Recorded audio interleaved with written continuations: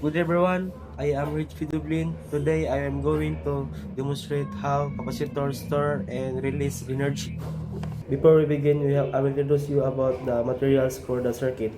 We have a breadboard, we have for 4700 microfarads, 25 volts, we have LED 12 volts, and we have a resistor of 680 ohms, and we have a battery 9 volts, and we have connector wires and switch.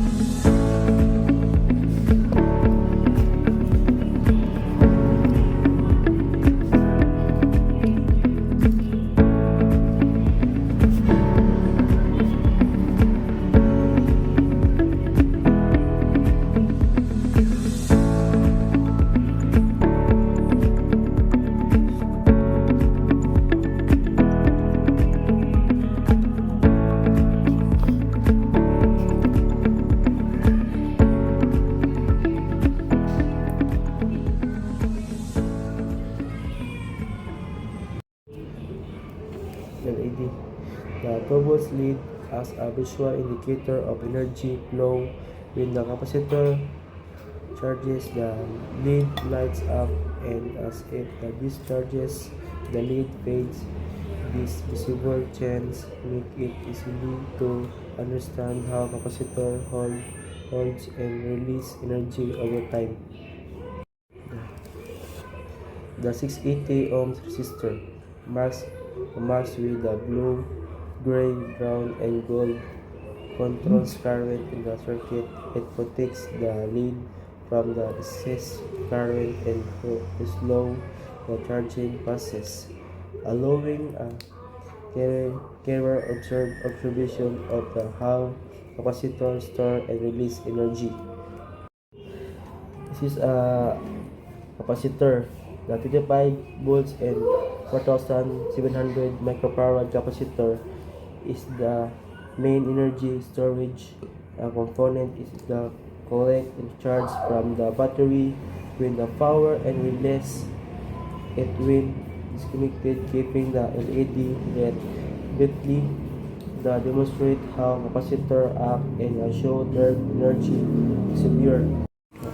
9 volts battery.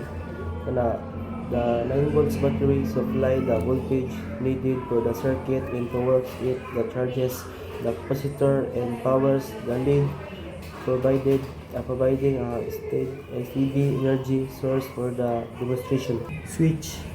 The switch control when the capacitor charges or discharges. When you close the capacitor fails with the energy, we often release it through the lead, causing the light to burn slowly. Lastly, the connecting wires connect all components, allowing the electricity to flow throughout the circuit. Together, this with the part clearly show how capacitor store and release energy, helping us visualize how they function in real electronic system. When the switch in the RC circuit turn on, the charging process begin. The 9 volts battery start supply electrical energy to the circuit. This current flow through to the resistor before reaction. The capacitor, as the current passes through the capacitor, begin the store energy by collecting electrons on the plates, while the other plates loses electrons. This creates an electric field between the plates when present and store energy. At the start, the capacitor is undercharged so that the current flow is too strong. As more charges build up the inside the capacitor, it becomes harder additional electrons to enter because of the growing electric field inside it. This causes the current to slow down and gradually, and during this time the lead grows brighter because the more current flow that through in the beginning.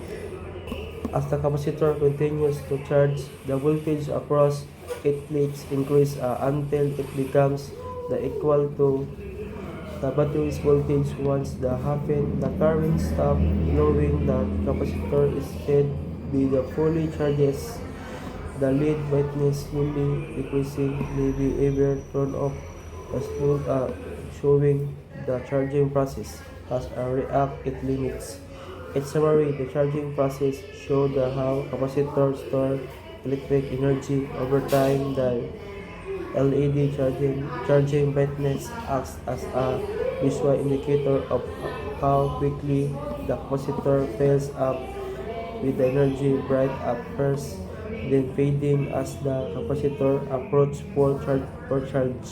When the switch is turned off, the battery is disconnected from the circuit and the capacitor begins a discharge. During this process, the energy stored in the capacitor electric fields are released as a current flow out of the capacitor and passes through the lead.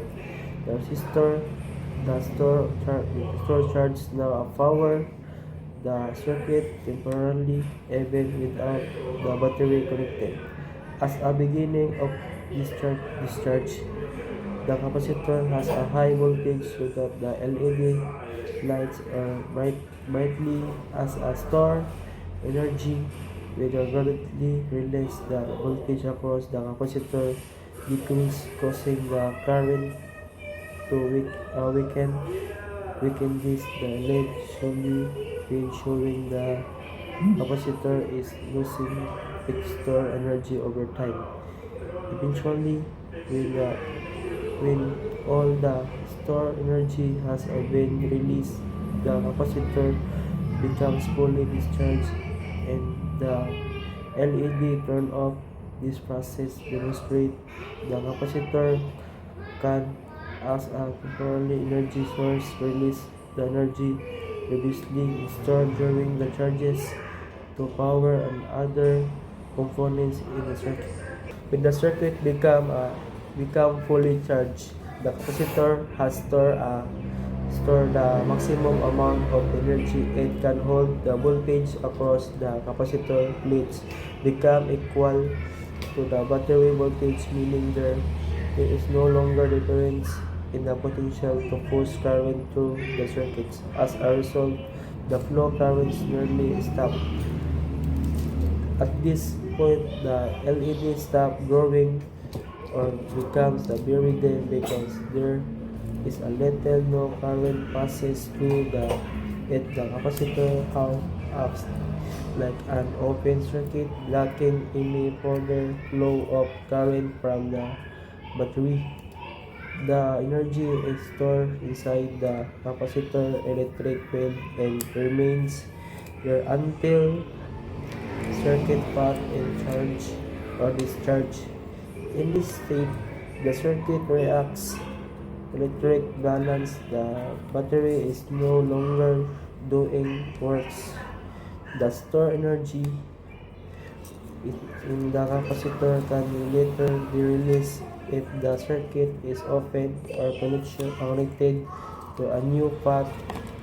This shows that once a fully charged capacitor, only a fully charged capacitor can hold energy and act as a temporary power source when needed. Understanding the formula E equals 1 half CV squared tells us the energy A stored in the capacitor is directly proportional to the capacitance C and the square of the voltage B across the capacitor. Charging phase. Voltage increase during the charging phase as the capacitor charges. The voltage B across the capacitor increase from the volts towards the battery voltage of 9 volts. In this case, energy storage.